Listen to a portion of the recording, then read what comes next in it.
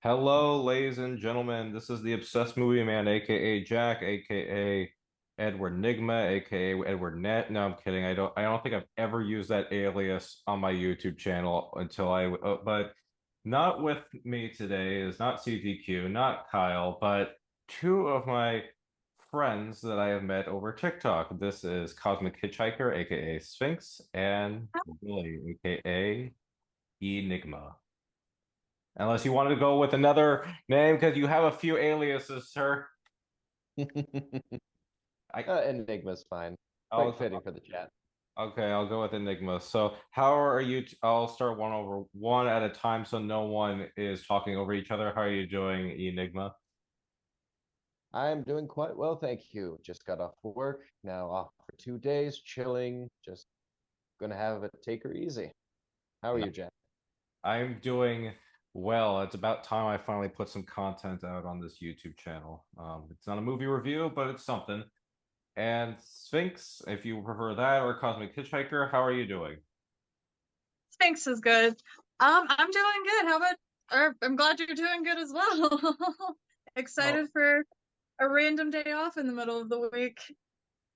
So I was trying to think, what could I do? Because I wanted to do a podcast again, and I especially wanted to do it with you two because I met you two, I believe, during the pandemic, actually, because we met on TikTok. Was it during? I met Sphinx first. I believe I met you next, Enigma. So was it around the pandemic, do you think? Oh, Yeah. absolutely. I know for a fact I met you during the pandemic because you reached out to me or like commented on one of my Poison Ivy videos like really early in when I started posting, which was super cool. So I was like, I'm into this. And Enigma, I think I met you about a year or two later, I think. Yeah.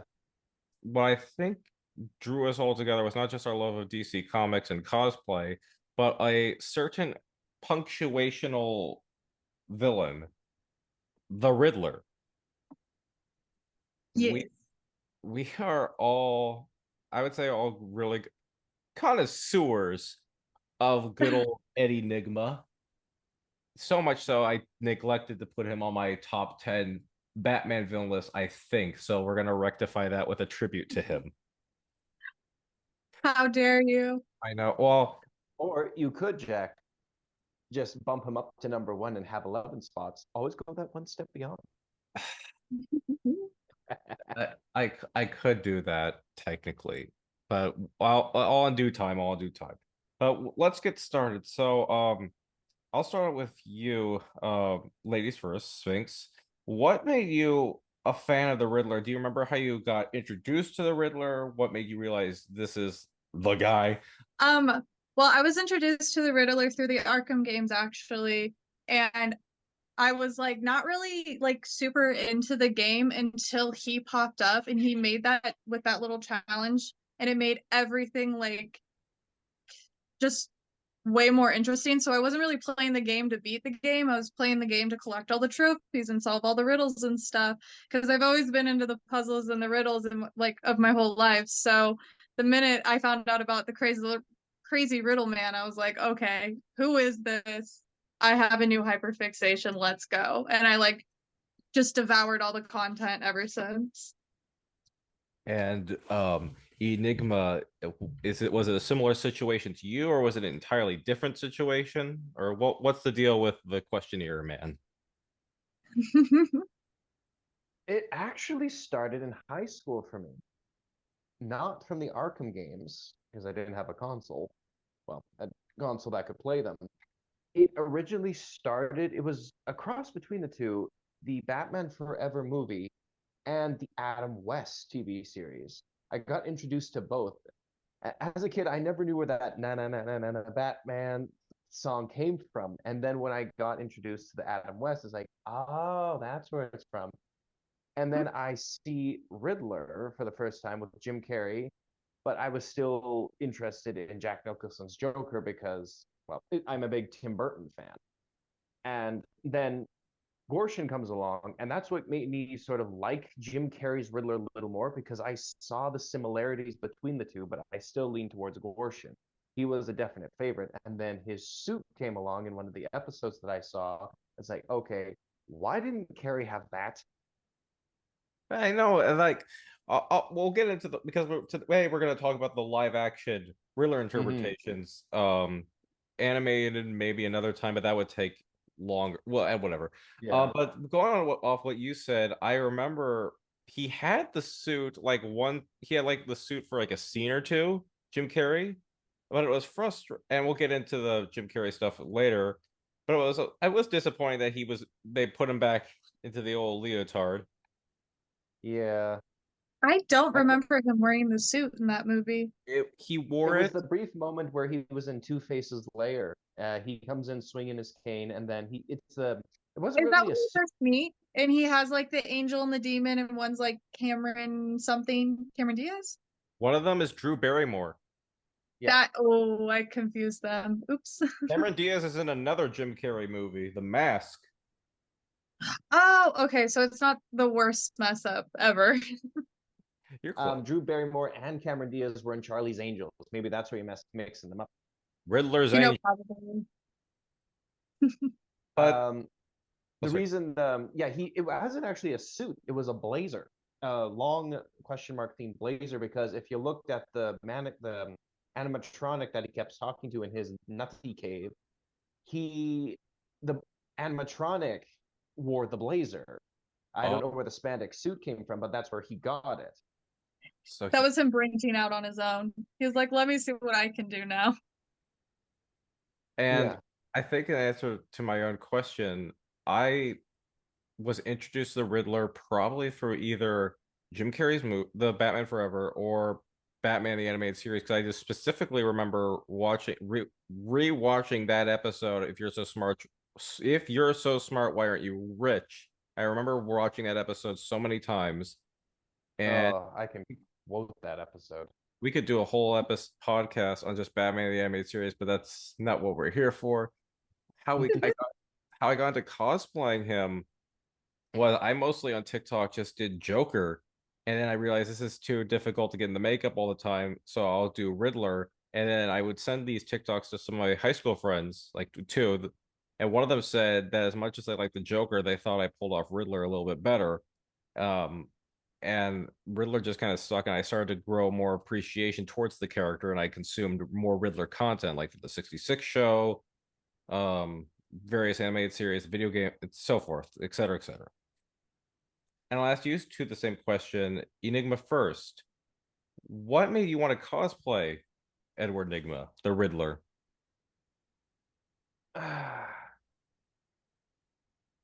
I think it was my appreciation for Nygma himself. The more I learned about him, the more, funny enough, the reason I like Riddler so much is he and I have a lot in common, particularly personality wise, not just because of our OCD and love of riddles.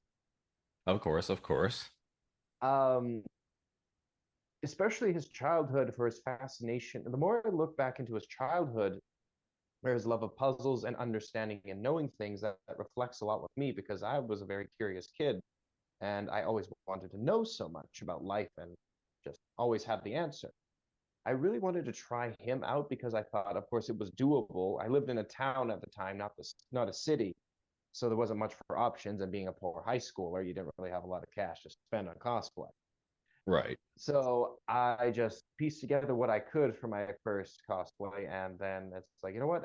This guy really works, and our personalities are very similar. So I'm going to make this the best cosplay ever. And Riddler was my first character cosplay. And I think you pull them off very well, sir. You had various Riddler looks over the years that I've known you now, also. So it's like you just add to your arsenal of Riddler stuff. Yeah, I've had various suits and such, and I've been trying to find like the perfect one, and my Mark 50 suit would definitely be where it looks good, but the question marks are painted on nicely, and it has a few tricks up its sleeve. Oh, like hidden questionnaire batarangs or no, I'm kidding. No, Oh, just some lockpicks. oh. And Sphinx, before we eventually go into the discussion of the live action Riddlers, what got you into cosplaying the Riddler? Well, I must say you both pulled off Riddler cosplays very well. My personal experience for getting into cosplay and Riddler is not so personal. I really wish it was, just because of how much he has, like, he brought us all together. I have these friendships. He kind of changed my life cosplaying Riddler low key. But I started cosplaying Riddler because I needed an outfit for a bar crawl. So I made a Riddler costume and thought it looked really cool. And my friend was like, "Oh, you should do TikTok, like post your video, like post your costumes and stuff." And I was like, "Okay, I'll start with Riddler." And the rest is history. But I really wish I had some actual legitimate reason to do it other than I wanted to get drunk one night. You know what? Some of the best stories, I don't drink, but I imagine some of the best stories for people happens. It all started at a bar. I don't know. How I Met Your Mother. Honestly, yeah. But without further ado, let's get into the discussion. We're gonna transport ourselves back to the 60s, ladies and gentlemen, and this little show called Batman showed up, or Batman Robin, the Adam West whatever. Just the 60s Batman show. And they had a whole bunch of colorful characters. Adam West as Batman, Burt Ward as Robin, and you had Cesar Romero, multiple Catwoman, various different characters. But I believe, correct me if I'm wrong, the first villain that showed up was Frank Gorshin's the Riddler. Yes, it was. I know you both have an affinity for Frank Gorshin, as do I. Sphinx, you were you were a big fan of the 60s show from what you've told me, correct? Yes, I absolutely love the 60s Batman. I think if I had to actually like narrow it down, I would say that the 60s Batman has to be my favorite form of Batman media in a very long time. Just the campiness, the like it's like the old school comics. There's just so many things that I absolutely love that it just even with like the serious Batmans and like the really excellent storylines that we get, I will always take the camp with the 60s Batman. There's so much cheese and so much camp. It's amazing. And I Yeah. think a lot of it comes from Frank Gorshin's portrayal of the Riddler. Oh, he was the one who started it all. Like, mad props to the guy. He's a great impressionist, brilliant actor. And fun thing, Riddler didn't have his suit until later in development of comics. But thanks to Frank Gorshin, because he requested Riddler to have a suit, that's where the iconic look probably came from. Really? Because Riddler was always viewed with the spandex outfit, and thanks to Gorshin, he requested that a bowler hat and a suit for his appearance as Riddler. And what we get first time we see Riddler, his iconic suit with the green shoes and the green tie. So thanks to him, and I think it helped differentiated him from Joker in particular, because even though they're both erratic and manic, Joker has his own style, but Riddler with his suit, it gives him that sort of distinguished look. That it does. And that was an important thing I'd imagine to have to differentiate Joker and Riddler. Sphinx, thoughts on Gorshin? Where to begin? Like, Eddie definitely put a lot of it out there with the fact that he is the reason why Riddler is who Riddler is today. Like, if we didn't have like Frank Gorshin setting the scene, he probably would have never like who's to say that the live action version of Riddler wasn't an entirely different thing altogether just because it wasn't Frank Gorshin who started it, but now we have all of these perfect things and his laugh is so good as the Riddler. I don't know how to explain it, but it does feel like a Riddler laugh, you know? It's It, just it so really good. it really does.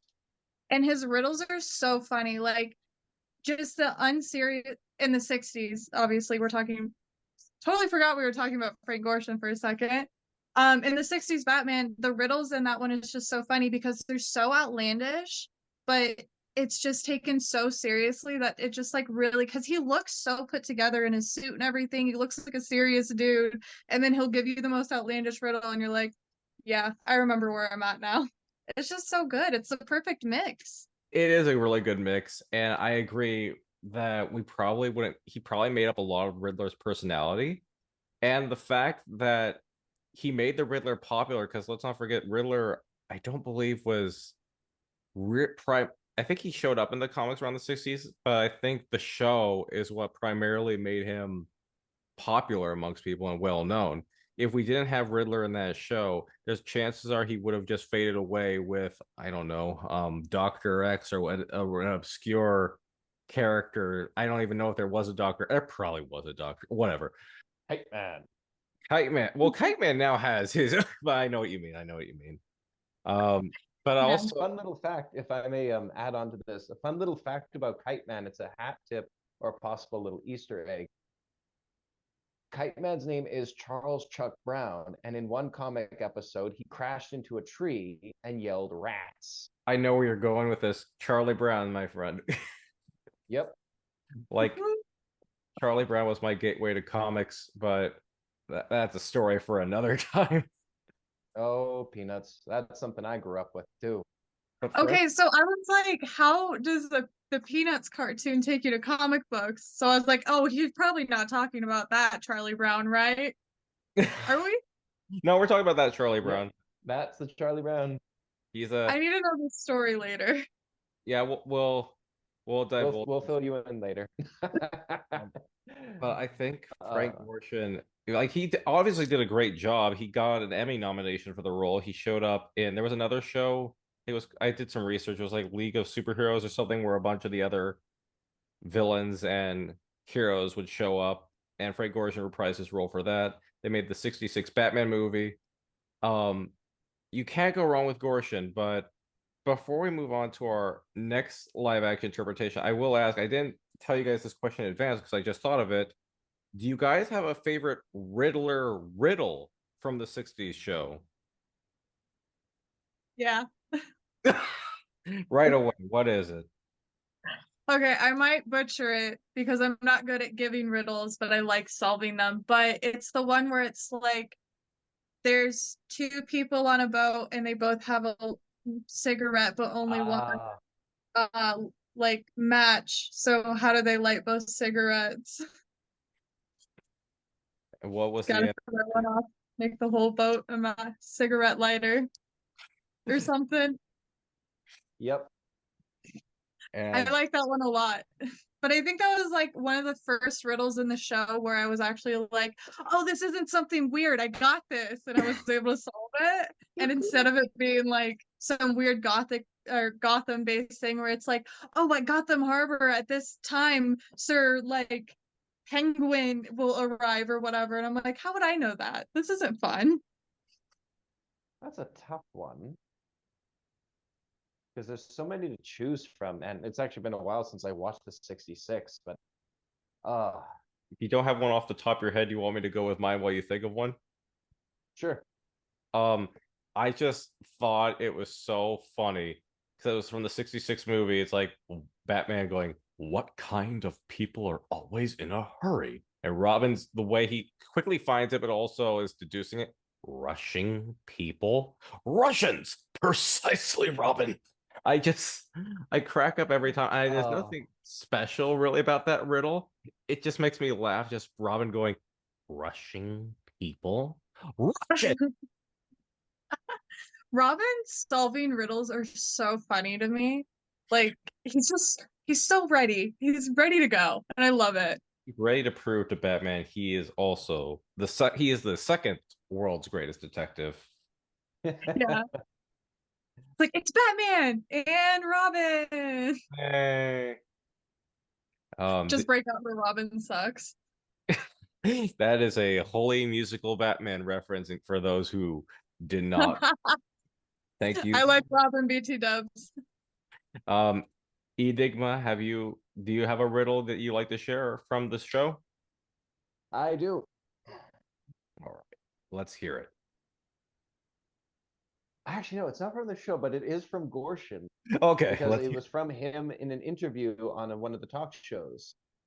okay, that counts. That counts. Yeah. Riddle me this. What's the similarity between a trip to the bathroom and a trip to the cemetery? I don't know. I don't. Answer. When you gotta go, you gotta go. Oh my gosh.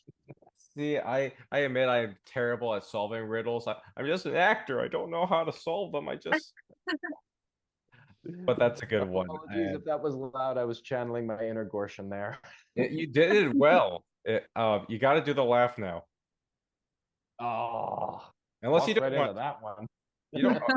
But we're moving on, and after we've had a few discussions about over TikTok about the Burton film, we almost talked about all the Batman films over lives TikToks, but Batman Forever came out. There's a whole history behind how we went from Burton to Schumacher, but we'll just talk about Jim Carrey's portrayal of the Riddler. I'm gonna give the floor to Sphinx because Sphinx, you and I have a somewhat shared feeling towards Jim Carrey's, but I'll give the floor to you. Okay, opening statement. Why is Jim Carrey playing the Riddler as Joker? Why are you doing that? That's not cool. We have to fight that stereotype every day, and you're just gonna reinforce it like that. The Riddler isn't the Joker. He does not act like that. Yeah, he's a little cray cray, he's a little twisted up there, but he's not like insane like the Joker. He's a different branch of insane. And if Jim Carrey just wanted to play the Joker, a whole movie is not a good way to audition. I'm sorry. It just okay. I'll leave it at that for right now. I'll let someone else take it. Jim Or I'll Carrey. just be here all day. Jim Carrey, the Sphinx. Yes. And it's so because I like Jim Carrey. People think I don't like Jim Carrey because of how actively I don't like his portrayal as the Riddler. We all have bad days. I get it. But bro, like comment. But come That's on. all I'm asking. Boom. Where should you go from here, Enigma? Well, and actually, thanks to this discussion, part of the reason why I like Jim Carrey's Riddler is because I saw him and Gorshin around the same time, and revisiting him, I saw more like, okay, it's kind of like an homage to Gorshin. But when regarding that laugh-filled and kooky Riddler, I'm always going to gravitate towards Gorshin. So he's above Carrey as Riddler. I love Jim Carrey. He's a great man, awesome actor. But I don't hold him at fault for portraying Riddler like that because there is a lot of studio interference regarding the first two Batmans, the Burton ones, and then the Schumacher ones. Because right after Batman Returns, as we all know, the studio came in, brought down the axe, and said, no, we need to make this kid friendly so we can merchandise it. And that's what they did. Now, yeah, Jim Carrey's portrayal as Riddler is so insanely Joker. And that really grates my nerves because I have a bit of a not so kind liking to Joker, That's mainly due to just constant over exposure to him everywhere you go. which is a very fair point. There is way too much Joker. For Jim Carrey's Riddler, I've thought about it today way too much than I probably should have, even though I knew we were gonna discuss it. I was trying to figure out how can I, because I've gone back and forth so many times on Jim Carrey's Riddler. I remember as a kid, I loved it because I'm a big Jim Carrey fan, and that was one of the introductions to Riddler. I started getting into comics, mostly modern day comics, so I was annoyed with it. It was kind of the same way I was annoyed with, as much as Superman the movie is my favorite comic book film. The dog's barking. As much as I love Superman the movie, the modern comic book fan me has a hard time accepting Gene Hackman's Lex Luthor. So I kind of find myself in a similar boat with Jim Carrey's Riddler. Also, we were on such a this is such Batman Forever is tonal whiplash after Batman Returns, a movie where you have multiple babies' attempted deaths, a woman being pushed out of a building and revived by cats, and a Birdman biting a guy's nose. Fast forward to Batman Forever, where it's neon lights. Everyone is not just Jim Carrey. Everyone is acting like the Joker, like Tommy Lee Jones. Oh my God. We cannot sanction his buffoonery. Yeah, that's something that we'll have to discuss at some point. Schumacher or Warner Brothers or whoever was clearly aiming for let's revert this back to the 66 show.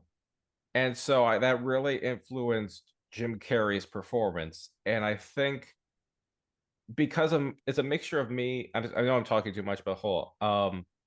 because I'm so used to a modern intellectual Riddler, plus when I'm watching this, I can't help but think this is kind of a sequel to Batman Returns, so I was hoping for a more darker serious interpretation of the Riddler. That's what lets me down more than it's not necessarily Jim Carrey being Jim Carrey or a Jim Carrey performance. It's like I'm I wish it could have been something more like Burton. I think that's where I'm like, it's not the actor that's at fault. It's kind of what you're saying, Enigma. It's mostly just I don't like how they depicted Riddler. It has nothing really to do with Jim Carrey. If that makes I any just sense whatsoever. want to zoom in real quick just so I don't seem like a really bad guy. I understand Jim Carrey had like was backed against a wall for that movie. I feel like he could have tweaked his performance a tiny little bit and it would have been better. I Like, feel like I'm a huge Jim Carrey hater. I want to back up a little oh, bit. No, I it's all good, you're not. Sphinx. Oh, sorry. Go ahead, Enigma. It's all good, Sphinx. We know it's It's very passionate and it comes off aggressive sometimes. It's just passionate, promise. I think passion is welcome. I It's think totally welcome and understandable regarding just the insanity, I'm not putting it lightly, for the Batman Forever movie. I think there's elements of a character there that's not Jim Carrey being like zany, like the whole stalker element of Bruce Wayne. I kind of like that's an interest. It's very creepy. It's very Cable Guy. I think the Cable Guy came before Batman Forever. Mhm. So I kind of wanted to. I like that aspect of the Riddler where he just feels like there's nothing in his life but his admiration towards Bruce Wayne. And once he gets rejected by him, you see how bitter he becomes. And so, like Two-Face in that movie, there's elements of the character we know, but then it's just top part of my language. There's so much bullshit added to it. Yep. I just had a random thought. So, and because I don't remember Batman Forever at all, I just remember vague pieces like when he's sitting on the weird glitter chair with the TV thing, and when he like takes down the Batcave or whatever. But what you just said, like he did that because Bruce Wayne didn't want to be his BFF. That's what it was. He did it because Enigma, correct me if I'm wrong. He did it because Bruce Wayne rejected his idea because it raised quote unquote too many questions. And then he did it because start that evolved into him learning that Bruce Wayne is Batman. And am I wrong or am I missing something? He, due to his obsessive nature over Bruce Wayne, he thought that his invention would appease him and they would work together, become partners, thus fulfilling his great fantasy of looking up to his idol and his idol liking him. But when Bruce shot him down because this is not good for PR, this device, so it raises too many questions. That's when his whole world shatters and he decides to say, I'll make you understand. And then he decides to test the device on his rather uptight boss, who then it Oh, I reveals think this I remember device. that. Yeah, it's Did he push him out a window? yep. Okay, I remember that part. Surfs up Big Kahuna. Oh, he does. Because it's just like, am I like crazy in thinking there's a lot of weird parallels between Batman Forever and like the Batman, like the newest one? No, There's I That's see it. that's I there what you see guys what are explaining for the plot. I'm like, are we talking about the Batman now? Did I like skip and black out or something? one's obsessed with Bruce Wayne and one's obsessed with Batman. So it's kind of there's an And element. one's obsessed with Batman because he wants his help to take down Bruce Wayne. Oh my gosh, we're running in circles here. Spoilers. Sorry, But spoilers. you It's know old what? That now, but movie's 2, 3 years old. It's their fault if they haven't seen it yet. fair. it's. Oh yeah, and it's true. And the funny thing is, you have Batman Forever, which is campy neon goofiness and Schumacher stuff. Like I'd say it's more studio problematic than Schumacher because he is a great director. Was a great director. Rest in peace, Schumacher. Because he did do Lost Boys, and I loved that movie. That was incredible. The vampire movie? Yep, Yeah, that was him. The Lost Boys. I love that movie. Yeah, that was Joel That's Schumacher. a He great did movie. that movie. Oh, really? That was That him. was him. Oh no. Wow. Okay. No, I That's get why. it now. I'm so sorry. I shouldn't have judged. I should have got the facts. It No, was no, the it's so fine. studio. Not many people actually know that he did that movie. No, I had no idea. That's crazy. I didn't like his Phantom of the Opera, though. I'll be perfectly. I mean, there were elements that I He liked, has his hit and misses. He does have his hit and misses. but that's every director. And I've heard how Schumacher was a big Batman fan. Like he wanted to do what was it? He wanted to do Year One or something before, and Ooh. he But had ideas for Batman Triumphant after Batman and Robin, which would have been Scarecrow and Harley Quinn. So he he was had he had a lot of good ideas, but again, the studio came in and said, "Nope, put the shackles on. You listen to what we say and the charts." which is exactly That's kind of what a happened, bummer. which is kind of what happened to Burton on the first film, where um they said they gave him a lot of rules, and you could tell that Burton made a film that, while having Burton-esque elements, is very toned down. Yep. Hmm. If you want a good example of Burton unhinged, Batman Forever is where you go. But if there's, But oh, sorry, go ahead. in regards to that, you have Batman Forever, which is that I'm zany so one. sorry. I just got really confused. Who, the Lost Boy director? What movie did he do? I thought he did Forever. Oh yeah, He he did. did. Oh, okay. I'm sorry. I'm so tired. Let's keep going. All good. No, I'm totally understandable. I'm kind of half operating right now. Forever, which is zaniness, and then you have the flip around, which Hmm. is the Batman. Both Riddlers are obsessed with either Bruce Wayne in Forever and then Batman in the Batman, but they have different goals and their approaches are very different as well. Honestly, I will say neither of them get Riddler right. Like they're good approaches, but the delivery really lacks in the full performance. But I unless agree. I agree too. But there is an actor, if we have a perfect segue or opportunity right here, there is an actor who doesn't get talked a lot as much for his Riddler portrayal, but I think is possibly the closest we have to a modern day comic accurate Riddler. That's Corey Michael Smith, who plays Edward Nygma on the show Gotham, which I will say I have mixed feeling towards Gotham. I'm not as obsessed with it as a lot of people in the Discord group that we're a part of, but the stuff they Mm. get right, they really get, like, I like stuff like the Veles, like, say what you will about the Jokers, but the portrayal are good is good. The Jokers, two Jokers they have are good. Penguin's great. Bullock is great, but my personal favorite, and I hope that you guys agree. If not, I'll be sad. Is Corey Michael Smith as the Riddler? Do you guys have any thoughts on? I'll jump in, but I want to give the floor to you because you guys are more liking towards Gotham than I am. Again, I don't dislike, but I mean, I would say I think I'm more of an Echo fan, but I can join in on this conversation. I guess. for those who don't get the joke, Sphinx is not a fan of the character of Echo, who is the proto Harley Quinn on the show Gotham. I So saw the for her opportunity and to I say took it. that just right there, you could just see that she's dying inside saying that. We've got jokes But here today, folks. We got jokes. I couldn't like not take the opportunity. Well played. No, I do think Riddler's really good in that show.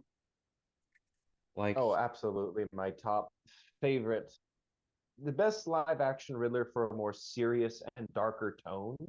Don't Hmm. get me wrong, Gorshin is great, but he suits the 66 version.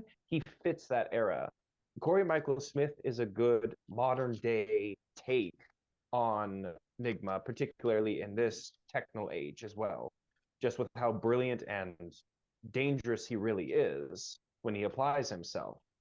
Like the scene where he kidnaps James Gordon and starts crushing him with like a a press just because he's like, you're not going after your ex-girlfriend, right? Who I am subsequently dating at the moment, right? Just to get information. And then Lee's just like, what are you doing? He's like, you're right, honey. And then leaves James just like getting crushed. That's something I could see a modern day Riddler doing just for laughs. One of my favorite I moments. also enjoyed how they incorporated Riddle Time into like one of his game shows into the show. That It's was like so good. it's like, yes, finally we see his game show side and his flair. Which is fitting because Riddler is a showman. He's a big he craves attention, and for the idea of him having like a game show kind of that suits him very well. One of my favorite moments from the show is I think it's from and near the end of season 1 is when he tells a riddle and Lucius Fox gets it right away, and Riddler just gives him death stares right there for like, what, you solved one of my riddles. And it's He's just like, I had a whole thing planned. Yeah. but I It's love also the little tidbits too, where he thinks he has the answer and he's the upper hand. And then, for example, ships fear me, but I only fear the sun, and yet I can walk on water. What am I? What'd you say? Ships fear me, but I only fear the sun, yet I can walk on water. What am I? Ice. Correct. Oh, that was actually so nervous. I love Proto Riddler also in season 1, where he's just this happy-go-lucky, semi-nerdy kind of guy who just who's hoping to help everyone get attention, but also wants to gain the affection of the girl. It's really sweet, and you feel so much sympathy for him. And when Oh, absolutely. Like he's the example of a genuine guy who just has trouble communicating, and you could tell that he really suffers from social anxiety and just being anxious around everyone. He tries to talk, but he can't get his words out. And for some people like Bullock or Kringle, they find that incredibly annoying. Then you have brutes like what's his name, the crooked drug dealer cop, a Flask. yeah, Oh yeah.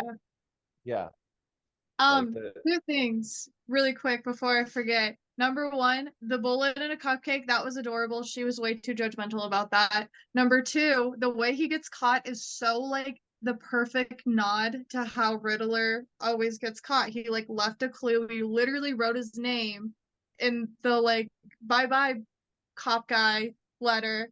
And then he was like, I cannot believe you figured that out. What a weird coincidence. Like, sir, come on. that's something I love about the Riddler that translates through almost every type of media. The idea that his Achilles heel is he has to leave a clue. That's I mean, yeah, it's pretty much every form of media he does that, and that's just great to see how they implemented that in Gotham. I'm There's actually glad actually you a brought those 2 comic. points up. So sorry. Sorry. There's actually a comic where I know we're not talking about comics. I know, super quick sidebar, where the whole comic is him trying to break the habit of leaving a riddle. So he's just trying to do crimes, and it's literally you watch him like progressively spiral down because he realizes that he can't do it. Like he has to leave a riddle, he has to leave a clue, and it's such a good comic because you never really see people touch on that too much. But I feel like Gotham had their own way of doing it, you know. They I did, and actually, funny you mentioned that. That's the point I was going to touch on. It's good that you brought Like up it. the. You're welcome. It's good you brought up the cupcake, the little cupcake riddle, because yes, that was you just feel so sorry for the guy. He's trying so hard, and it's like, oh, that's so cute. And then she just looks at it and discusses it, like, wow, judgmental much. Yeah, I And would then enjoy that. and then the second one where he leaves a clue, but he doesn't even know he left a clue. That was a clever way to show his subconscious compulsion. And it ties into why Riddler always leaves a clue. It was due to his trauma from his abusive father, who always called him a liar. He always has to tell the truth. And this is a clever way to show that Nygma has this compulsion no matter what he does. And when it revealed to him, like just like in the comic, he went on a down spiral and bashing himself for leaving a clue for Kristen. even though he had no idea it was there. And he started to devolve and split into two right at that moment. Like, and props again for Corey Michael Smith and how he plays this character. Oh So yeah. it came to points where I was more interested, even over the Valescas and Oswald Cobblepot. I was more interested in seeing, okay, what's the Riddler gonna do this time? What? Yes. That As like soon as weird plot where they had him frozen in the block of ice for like way too many episodes, and I'm like, so your entire like main entertainment is just on ice right now? Like, thaw him out. Like, let's go. I will say I when he was honestly thought thought out, that the way they released him, that hyper fangirl Oh, from like the his, crazy lady. yeah, she thaws him out and just as Penguin leaves because she tricked him into going to the doctor or something. It's like, one, it's like, how powerful was that blowtorch? Two, how does that like what 5 foot girl haul this 6 foot guy out of there with no in a green suit with nobody noticing? It's like, shit, you must have no. It's not about planning. That's just about sheer dumb luck. Oh, 100%.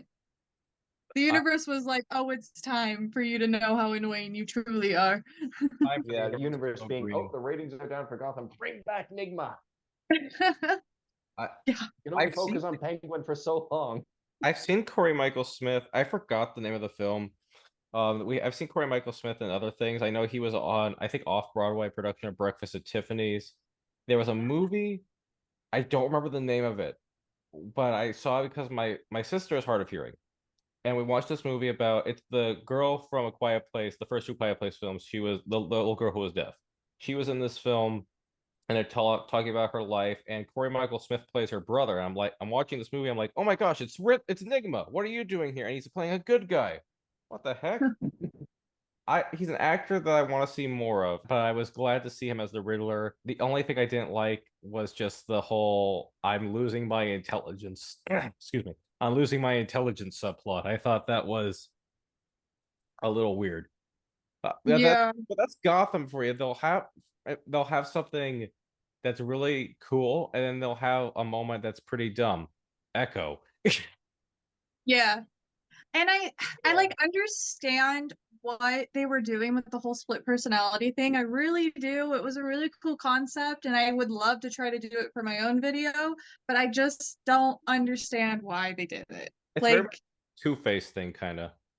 yeah, That's like if maybe he could have been like, I don't even know how they would be able to like show it without just completely ripping off Two-Face.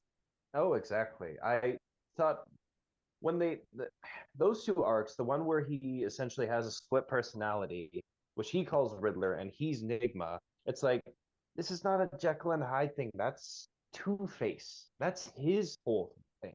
That's his inner battle. And it's And such then an amazing coincidence that they wrote in that storyline after they lost all the rights to Two-Face and Harvey Dent was just a DA the whole time. Yeah, yeah, he had a guarantee good there are life in probably a this lot of universe. like there are probably a lot of rights battles going on and for well rights to certain characters and such, and Warner Mm. Brothers kept saying nah.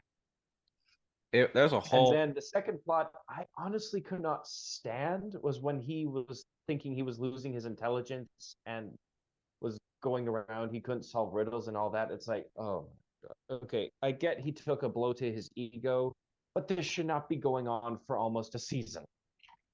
No. other than that, I think we'll get to at the very end who our favorite all-time Riddler is. But I think in terms of a modern day comic interpretation of Riddler, this is the closest we've gotten in terms of adaptations. I'm not I sure if agree. okay. Enigma. Sorry, Absolutely. I didn't mean to like brush that off. But I just okay. Um No, I'm sorry. I came in super hot with that one. um Enigma, would you agree with that assessment or no? Oh, absolutely. Corey Michael Smith nails it. Like, unless it's bad writing, his portrayal of Riddler is 100% amazing. From the shy, dorky, just lovable Edward to the charismatic and tormented Riddler. He has such a fantastic arc. Like, you feel so sorry for him at the end, at the beginning, and then at the end, it's like, okay, this is a cool villain. When does he show up next? I don't care about Jim Gordon. Yeah. Yeah, points. Another moment I really liked in the Gotham series for Riddler was when freaking Falcone's daughter, Tiffany or whatever her name is, Sophia. was like torturing him, and he was like getting the drill in his mouth, and he was just not letting it. He wasn't giving any information. I was like, that is the coolest shit. Oh, I'm so sorry. That was the coolest stuff ever because it's like it shows that he's not two-faced. He's gonna protect the people he loves, and it's like a lot of the times in comics or like DC stuff in general, I feel like there's the rogues are so quick to throw each other under the bus. When I feel like after a while, no. Like if There, Riddler and Penguin have been together this long in Gotham, he's obviously not going to throw him under the bus like that. I don't actually remember who was defending in that scene, but you know what I mean. Yeah, and it's also kind of refreshing too to show how strong of a will he has, and just how much of a smartass he is to Sophia Falcone. Because in so many other portrayals, you see Riddler as just when he gets faced with physical confrontation, he buckles like a wet towel. And then you see here, it's like, okay, thank you. Show him actually having some backbone. Yes. like there's an idea that I like that the rogues in a way have some kind of camaraderie between them. Maybe not Joker, but the other rogues, I while they show that they don't like each other, I think there is a small part of them that shows they all have some level of respect for each other. 100%. Like Oh, it just makes sense because it's not even just like if you really want to squint at it and call them coworkers. Like that I don't like a lot of my coworkers, so it can't be that. It's just the fact that they're like they just randomly work together all the time. Like in the one, I'm diverging again, I'm so sorry. But in the animated series, when Harley gets kicked out and she's like, oh, I'm going to prove to Joker that I'm more than just a hench girl. I'm going to go steal this thing. And she runs into Poison Ivy and they've been like best friends ever since. That makes sense. Like they're not going to automatically hate each other, you know? Maybe mhm. a little suspicious of each other at first, but it's not going to be straight up like, no, get away from me. Like the cops are that way, you better run that way type situation, you know? Yeah. Oh no, totally. I can see that there's definitely some alliances and camaraderie in certain rogues when they get together and such. And then there are the special cases like Joker, who just We it's all Joker. have we all come together to reject Joker. That's pretty much the rogues mentality, I think. Pretty Roads much, are because pretty much funny thing, there was this one time in one of the comics where Joker he wanted to blow up one of the orphanages. He later in the comic, he was then turned into the GCPD with claw marks, poison darts, or he was just beaten, bloody, and bruised. So every rogue gallery villain just kicked the crap out of him and then handed him over to the GCPD because he wanted to blow up one of the orphanages.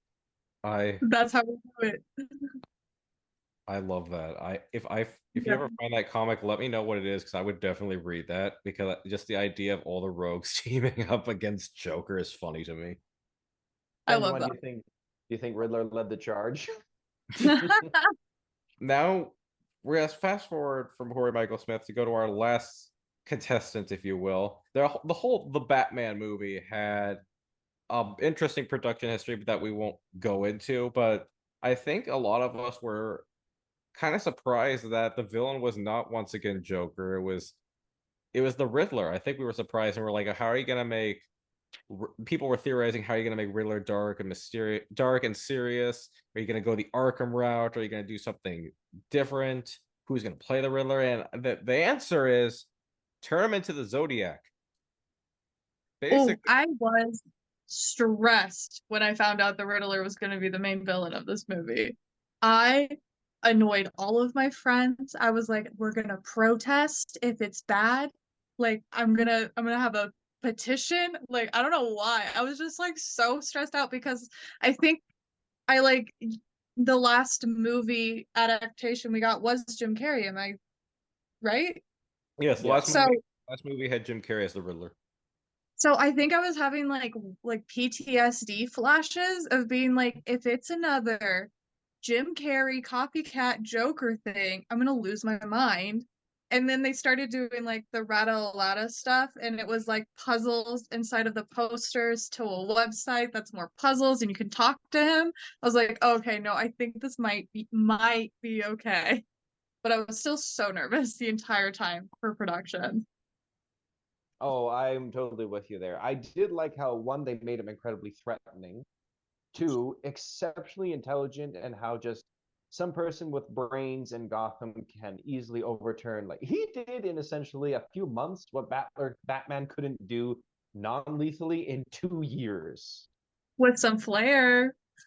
Of course, with some good flair. And he actually did help bring crooks to justice because Gotham, and I like the Batman's Gotham a lot more. It feels like it could be real life, but it's seedy and its own city. It's not just like in The Dark Knight where it's Chicago. just yeah, where it's Chicago. It feels like Gotham. Like there's neon, there's grit everywhere. It's you could just feel the corruption of Gotham there, the atmosphere itself. And when Riddler shows up and he axes off one of the people that is just so crooked, like the DA or the commissioner, he gets rid of them because the legal system is so in the pocket of the crime lords, Falcone in particular, and that's why Falcone always stays hidden because he knows he has a big target on his back. Of course, he gets brought into the light. What does Riddler do? Not taking any chances. Yeah, people are standing up to him, but he's got more connections than all those people together. So, bang. I Honestly. I love how they made him a really big threat, and there's two real main things I like. One is you don't see him an awful lot. I mean, he's in the film and you feel his presence and the people talk about him, but you don't really physically see Riddler. Actually, there's a lot of things I like about Paul Dano's Riddler. I like that they call him Nash. For this universe, it makes sense that they don't call him Edward Nygma. And Edward Nashton is part of the comp. They do call him Nashton occasionally in the comics. So I like that change. I like that instead of just wanting to prove that he's smarter than Batman, hating Batman, he's so deluded he thinks they've been working together this whole time. I thought that was an interesting twist. And kind of the fact you don't, I mean, we all know what Edward Nygma looks like, but the idea that it's kind of like the Wizard of Oz where the man behind the curtain, when you finally see Riddler's face, you're like, this guy, this is then the murderer this whole time. He's just a little baby faced dweeb. But when you actually hear him talk and you see how troubled he is and deluded he is, you say, okay, this is an individual who isn't to be trifled with. And someone pointed this out to me. I forgot. I think it was actually Matt Reeves, the director, not to me personally, but he said in an interview. There's a shot when I think Selena Kyle's leaving the Iceberg Lounge, and there's a actually, no, it's when Batman's leaving the Iceberg Lounge after talking to Penguin. He's following Catwoman, but there's a faraway shot where you see the Iceberg Lounge and you see an apartment building. If you look at the apartment building, you can see the silhouette of Edward with the telescope looking around. They confirm that's him because that remember he's parked outside the Iceberg Lounge waiting for Carmine Falcone to come into the light, and so it makes sense. I know I'm going on a whole tangent here, but Yeah, that's really cool. I love the That's such attention to detail about this because this is a Riddler movie. So yeah. essentially, the movie is meta itself because look, it's just a random shot inside the apartment of the random person for perspective, or is it? And you wouldn't have even noticed it. I never noticed it until the director pointed it out. So it's that I love this filmmaker because That's he's probably why I had to point it out. Nobody noticed it. So he was like, hey guys, look in the window. here's the answer to the riddle. No. And another thing too, it's just how clever Riddler was. Batman could have solved the entire thing of what his plan was with the tool that he used to kill the DA with right from the start. But it shows not only is this a Riddler story, but it's also Batman needing to evolve and not be just a tank, but to change his approach with crime solving. Because with Riddler, and this is where Riddler shines, he tests Batman's intelligence. Because Bruce Wayne has been lived such a up there privileged life as a rich boy, Riddler actually brings in a good point when he's talking to Batman and goes, Bruce Wayne. That scene where he just says that looking dead in Batman's eyes right there. Guaranteed everybody in the theater went, does he know That was a great already? That was a great twist too. Like it fooled me. Actually, at first I thought they were adapting Hush, where Riddler reveals that he knows that Batman's Bruce Wayne, but then he adds in the he's the only one who got away. But you look at I know this is going I from I wish know this is going they from did. I well, wish they didn't add in the whole if only he didn't get away or whatever. I wish they just straight off rip. Like because not okay, so I hate the prequel book to the Batman that explains what Bruce Wayne and Eddie and Ashton were doing before the events of the Batman when they were like children. I thought it was like too much of a stretch for what they were trying to do on how they have this connection, but it would make sense if like he's like the thing that happened in the book basically Bruce Wayne hit Riddler with a car and he was like screw this kid and blew up the car and then I feel like that could have opened up to Riddler like stalking Bruce Wayne. He has his teenage angsty years and he puts on the bat suit and he's just known this whole time. And that now he's ready. that would have worked too. I was satisfied with what we got, but I like the idea that he could have figured it out. Oh, Yeah, I'm absolutely. just being super critical though. If You we're could being argue super, that he does know because it wasn't fully clarified that Riddler doesn't know, but he does know. It is still kind of left up in the air. And That's that's, fair. I think, a good ploy with Riddler because he always leaves his players guessing. Like, does he know or does he not know? What game is he playing? Because games are his thing. And where I was going on the tangent with Riddler besting Batman is that because of Batman's so out of touch life, the item that was in the envelope, the My Confession, was the tool that he used to kill the DA. At least I think it was. But if Batman knew what this tool was, as he figured out later, because the cop that was there is like, oh yeah, that's a carpenter's tool to uproot carpet and all that stuff. And then Batman looks down, he sees that there's carpet there. It's like, wait a minute. And then he figures out pieces all together way too late.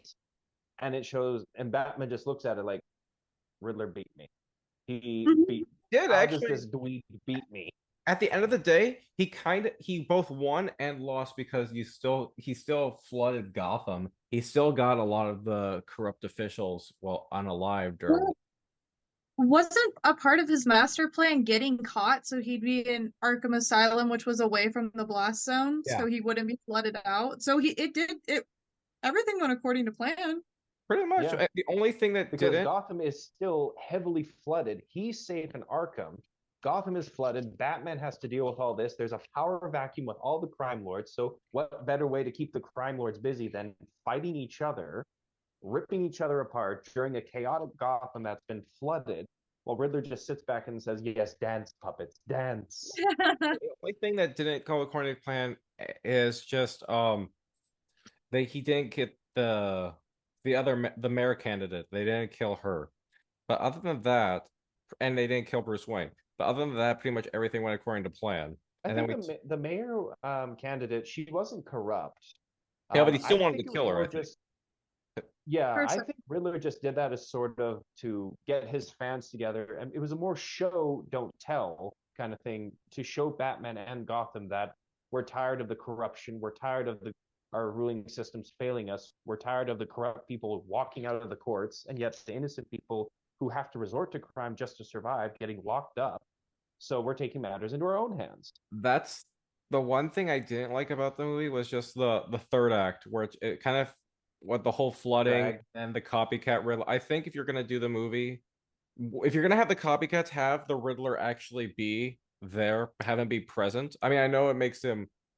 I know where he's going. I understand that he has to be in Arkham Asylum because it shows that he's smart and he's trying to save himself. But I think a final confrontation with Batman, the Riddler, would have been better than Batman taking down some copycats that we didn't see before. Although I do love the line when they show the message of Riddler talking to his fan base, like, all right, thanks for all the likes and comments. I really appreciate I was cracking. I know I wasn't supposed to be, but I was kind of cracking up to myself because it just makes I really, as someone who's on YouTube and TikTok and deals with likes and comments, I'm like, yeah, that's very accurate for someone like Very, very relatable.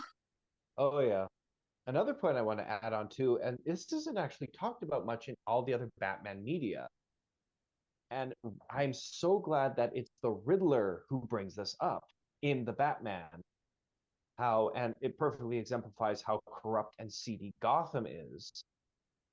Brat, he goes on about how Bruce Wayne, oh, the newspapers cover his parents died in an alley. How poor orphan Bruce Wayne, living up in his warm, safe house with his butler, has someone to take care of, doesn't have to worry about not being fed. Meanwhile, all the children who are orphans because their parents died in a building that was surprisingly set on fire by a chemical accident, or some family that got gunned down in the streets. All those kids who are now orphans in this rickety old frozen orphanage where a baby always dies because it gets too cold. Rats are gnawing on kids' feet. Oh yeah, but poor Bruce Wayne.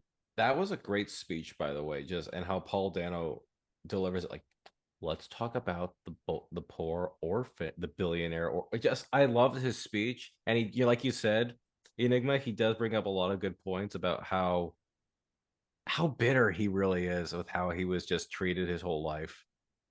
Yeah, and that's the kind of the cycle that Batman really doesn't understand, is that no matter what he does, Gotham is always going to be the seediest because the corruption runs so deep, not because of the people, but the desperation that the crime lords create.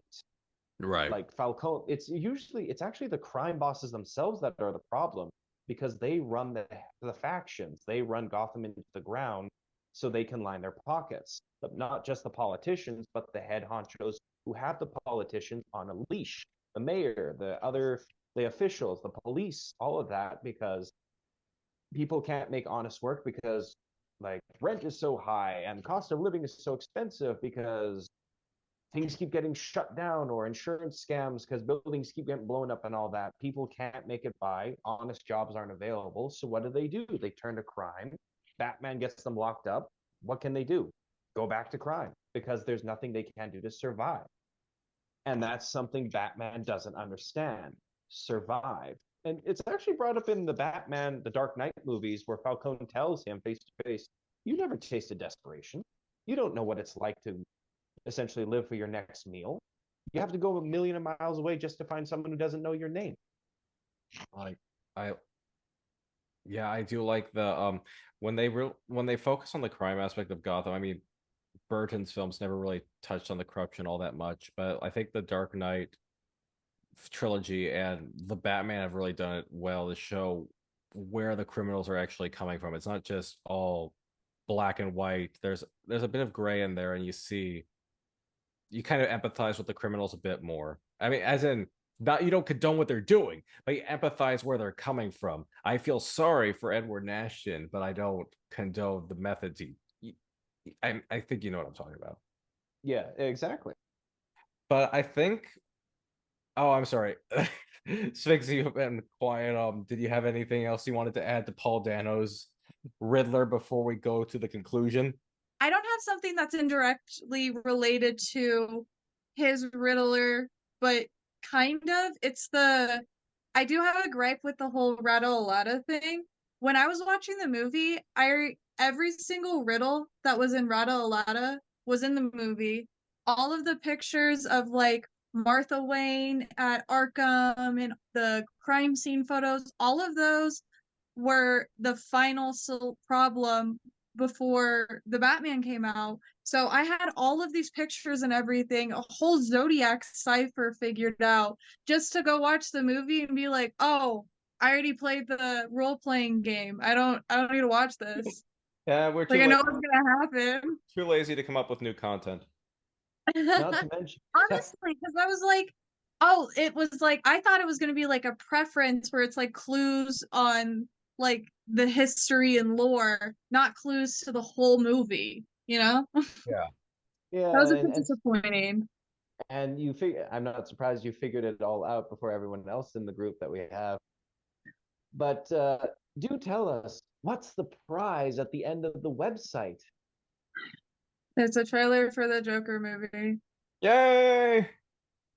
They made me solve billions of codes and ciphers and puzzles and riddles so I could get a Joker trailer.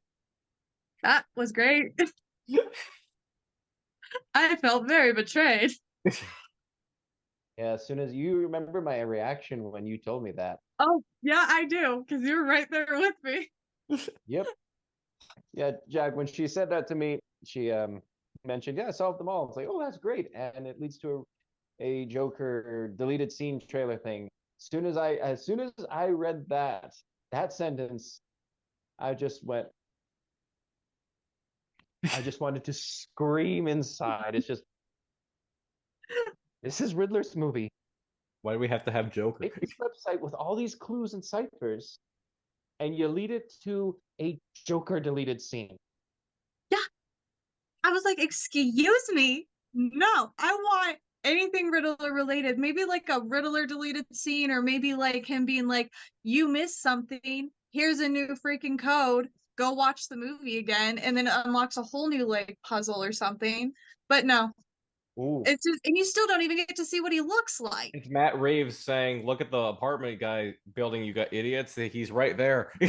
that's what I was just about to say, Jack. Like, what if actually that led it to the instead of deleted scene with the Joker, it led to Matt Reeves saying, "Did you notice this apartment here?" That would have been better, I think. We fixed it in what, 3 minutes? Come on. I even did a TikTok video of that dressed as Riddler with the Oh, I back, remember this. the green screen background and the audio to Sam. No, it wasn't Sam Jackson. It was the scene from Sweet Life on Deck with Mr. Mosby. I had enough of these goddamn snakes on my goddamn boat. Honestly, it's like we're done. But I think, speaking of that, we can go to the conclusion, which is my last question for you is, out of these four actors, who is your, not necessarily who is the most comic accurate, but who is your favorite Riddler of these gentlemen? Um, if anyone wants to go first, do feel free to. I will. Frank Gorshin. Corey Michael Smith is very much like a very close second, but Frank Gorshin will always have the crown. That's a good choice. I was gonna go with Jim Carrey. No, I'm kidding. Jim Carrey. Careful, Jack. Those are fighting I words. stopped for a second. I was like, oh, where are we going with this? Enigma. Who is your favorite? Honestly, I'm going to surprise you both and say it's a tie. Oh, do A tell. tie between Frank Gorshin and Corey Michael Smith. That How those are exciting. choices. I can't choose between the two because they both left such an impressionable. They redefined Riddler from being this goofy clue dropping guy to someone refined and interesting. Michael Smith took it in a more darker tone. Gorshin essentially left the imprint of Riddler, his imprint on Riddler, which redefined him to a suit wearing, cane spinning genius with a very egocentric, eccentric side. Now you see, I would do the tie also, but if I had to pick one, I would go with Gorshin just for the simple fact. Two facts. One, I love the suit the most, and I know that has nothing to do with the performance. But two, I think he's just the most entertaining. Like I love his laugh. I love the energy he gives. I love even in the 60s movie, he's so unhinged, even Joker has to second guess him a little bit. But Gorshin is just you know what they say, you can't go wrong with the classics. Yep. No! Oh, you okay? Oh, I think her tower fell over. We had some technical difficulties. Sorry, everyone. Sphinx's phone died. New location check. New location. But I just want to say thank you guys for joining me for this. It was a lot of fun. I've wanted to do another podcast, and I wanted to do one specifically with you two for a while now. I thought because we have the Council of Nygmas on Discord, and I thought this would be a fun topic to discuss. Absolutely. Thank you for having me. It was so much fun. And Thank you for having me as well. This was such a fun just fun video chat to do. I really enjoyed this discussion. I will, if you guys want, I will post the links to your TikToks or YouTubes, whatever you like. We'll discuss that as soon as we stop recording. But I want to say thank you guys so much again for joining me. And hopefully we could do some more of these in the future. We could do one on Echo, we could do one on Joker, we could do one on all your guys' favorite your two favorite characters. Yay! Those are fighting words, sir. Put up your dukes. All right. Take care, everyone, and have a good night. Night. Take care. Does it work? What is going on? This is so weird. Oh, wait, we're still recording. I'm gonna pause.